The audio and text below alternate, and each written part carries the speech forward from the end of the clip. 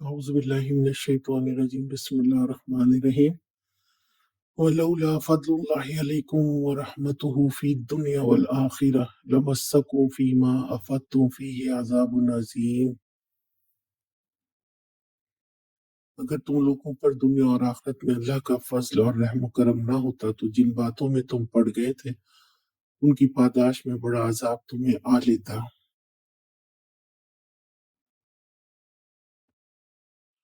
اللہ سبحانہ وتعالیٰ چھوٹی تہمت لگانے والوں کو انتباہ کی ہے کہ یہ اللہ کا فضل ہے کہ اس نے تمہیں معاف کر دیا، سخت پکڑ نہ کی، وگرنہ اللہ کے لیے قوموں کو ہلاک کرنا کوئی بڑی بات نہیں.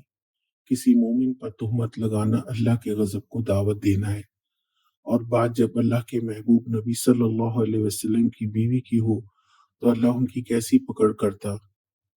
مگر اس واقعے کے ذریعے اللہ تعالیٰ نے دنیا والوں کے لیے ایک قانون، ایک لائحہ عمل، ایک حد قائم کر دی تاکہ لوگ باز رہیں.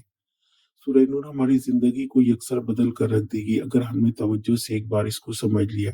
معاشرتی آداب و اخلاق ایک دوسرے کے حقوق پر بات کی گئی ہے. بہترین اسلامی معاشرے کی تشکیل کے لیے اہم ضابطہ بیان کیا گیا ہے. آج کا سوال، جھوٹی تہمت لگانے والوں کے ساتھ اللہ سبحانہ تعالیٰ نے کیا کیا؟